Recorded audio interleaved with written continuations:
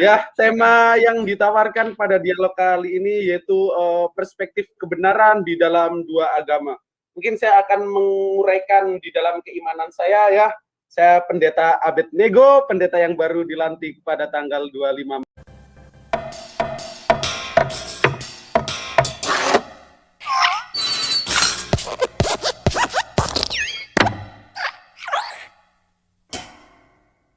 Goldian Rihalza, seorang bocah ingusan baru lulus SMA tetapi sudah berani melakukan kebohongan demi kebohongan untuk membela agamanya.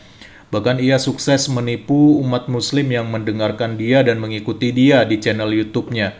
Kalau saya pribadi sih ya, atau bahkan umat Kristen sekalipun ya, ketika melihat si Goldian di awal kemunculannya, kami sebenarnya sudah tahu bahwa ini bocah pasti penipu. Karena dia memakai nama panggung Pendeta Abednego dan nama channel YouTube Goldian Simbolon, tapi sama sekali tidak kelihatan bahwa orang ini mempunyai ciri khas sebagai orang Kristen ataupun sebagai pendeta atau bahkan mempunyai ciri khas sebagai orang Batak, dan itu bisa kelihatan dari logatnya dia. Nah, dengan label inilah dia mensiarkan ajaran agamanya ya teman-teman di sosial media YouTube. Kemudian akhirnya kebohongannya dibongkar oleh Louis Prasetyo sehingga dia pun panik. Setelah kebohongannya terbongkar, ia pun buru-buru mengganti nama channelnya. Dari yang tadinya Goldian Simbolon, akhirnya dia ganti menjadi Goldian Boy. Artinya teman-teman, ini bocah dia menyadari bahwa dia salah gitu ya. Dia tahu bahwa apa yang dilakukan dia itu bisa berakibat fatal.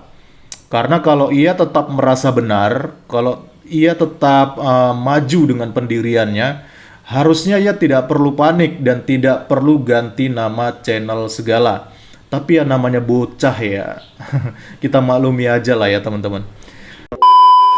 Cuma saya heran teman-teman, bocah ini meskipun dia sudah kedapatan berbohong dan kedapatan melakukan sebuah kesalahan yang fatal, tapi bocah kurang ajar dan kurang pendidikan ini, dia malah dengan mudahnya gitu membuat klarifikasi demi klarifikasi untuk menutupi kesalahannya dan untuk membela dirinya. Ya, yang pertama ia berkilah bahwa siapapun bisa menggunakan nama pendeta.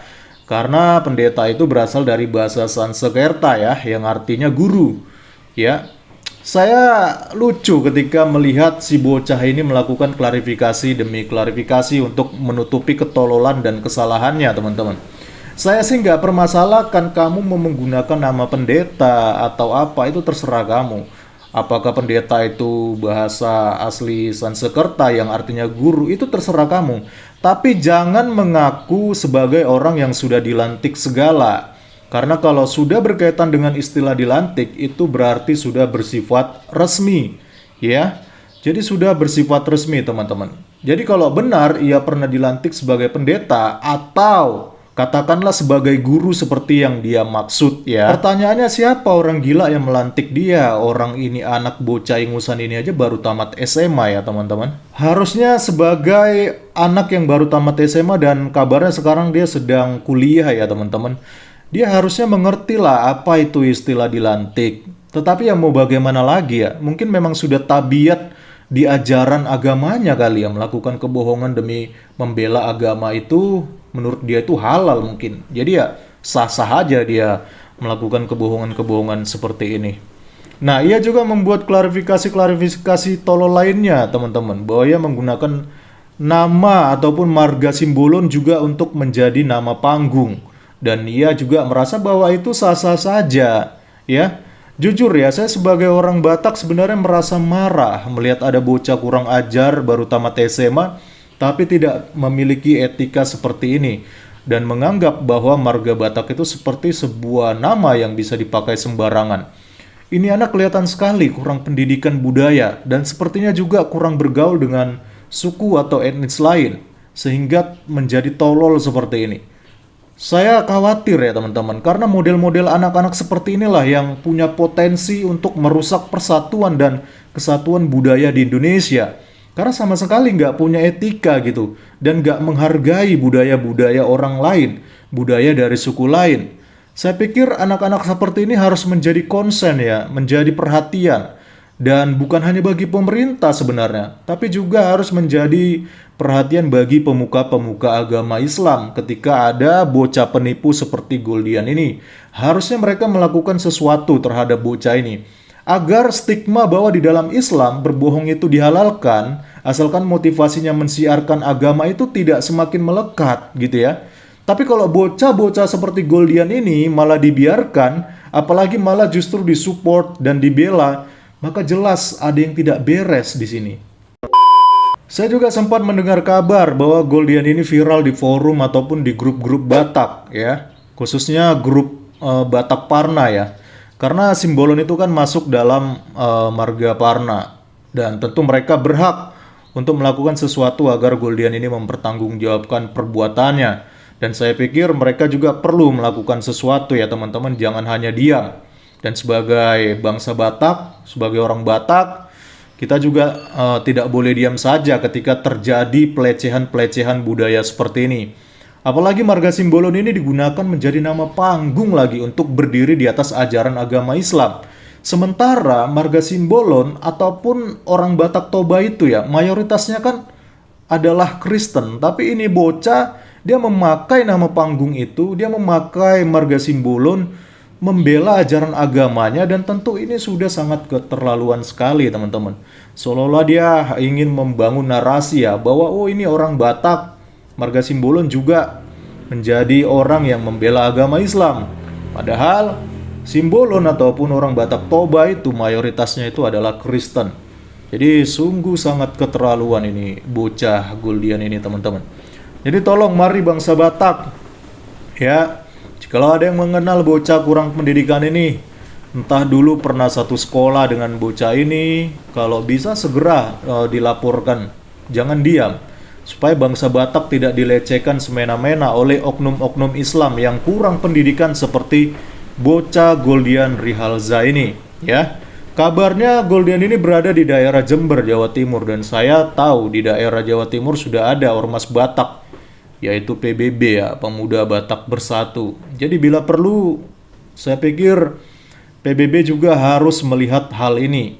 Bila perlu turun tangan untuk mengusut bocah kurang pendidikan ini, agar kedepannya nggak muncul lagi bocah-bocah kurang pendidikan seperti ini yang sudah melecehkan budaya orang Batak ya. Karena bocah-bocah seperti ini kalau dibiarkan takutnya bisa menimbulkan yang namanya perpecahan, bisa menimbulkan yang namanya kegaduhan gitu, oleh karena perbuatannya yang tidak bertanggung jawab itu. Dan saya juga mau berikan pesan ya buat adik Goldian Rihalza. Saya kasihan sebenarnya lihat kamu sampai harus segitunya ya demi membela agamamu melakukan kebohongan-kebohongan ya, memakai nama samaran, memakai marga Batak. Kenapa sih harus membela agamamu dengan menggunakan kebohongan-kebohongan seperti itu? Kalau mau berdebat atau mau berdialog dengan para YouTuber Kristen, berdebat aja secara fair ya. Berdebat aja secara jujur dan transparan. Nggak perlu bersembunyi di balik nama pendeta ataupun marga Batak untuk mencari popularitas ataupun mencari simpati atau bahkan mencari donasi dari umat muslim. Karena dari situ justru akan semakin memperburuk citra agamamu yang kamu bela. Akhirnya jadi semakin nyata kan sekarang bahwa kalau memang kalian itu nggak bisa dilepaskan dari label kebohongan dalam mensiarkan agama. Saya mau bilang kamu ini Islam, nanti banyak yang marah ya. Nanti banyak yang marah bilang, oh itu bukan Islam, itu hanya oknum. Tapi nanti kalau saya bilang kamu ini hanya oknum, masalahnya banyak umat muslim yang ngebela kamu. Saya perhatikan di channel YouTube-mu komentar-komentarnya malah support kamu ya, dan malah justru menjelek-jelekkan orang Kristen. Jadi ironis sekali ya teman-teman. Miris sekali rasanya. Saya sih kalau sudah ketahuan bohong, ya ketahuan bohong begini minimal merasa malu lah. Atau setidaknya tutup akun ya, minta maaf daripada dibully. Tapi bagi dia kayaknya nggak masalah ya. Karena justru dengan bangganya ia membuat klarifikasi bodoh di channelnya ya. Tapi anehnya saya perhatikan justru sekali lagi ya, malah banyak umat muslim di channelnya yang malah menerima dan mendukung dia dengan kebohongannya itu. Saya jadi semakin paham sekarang kenapa orang-orang tukang ngibul ya seperti Yaya Waloni, Stephen Indra Wibowo, Ustadz Kainama ya. Kenapa mereka memilih pindah agama dan betah di Islam ya? Ya karena tahu sendiri kan, praktisnya kan kita lihat sendiri seperti kejadiannya si Goldian ini. Sekalipun sudah tahu bahwa ngibul gitu ya, sekalipun tahu bahwa omongannya banyak yang tidak memiliki bukti dan memiliki data, tapi masih banyak umatnya yang membela. Jadi berbanding terbalik ya teman-teman kalau di Kristen. Ya kalau di Kristen kita sudah ketahuan ngibul, ya boro-boro ada yang ngebelain. Yang ada malah dikritik dengan pedas gitu ya. Karena Kristen itu kan sangat anti dengan yang namanya kebohongan ya. Tapi bagaimana ya? Namanya juga sudah berbeda kualitas sih. Oke lah teman-teman, mungkin itu saja yang mau saya sampaikan di dalam video kali ini. Terima kasih, Tuhan Yesus memberkati. Shalom.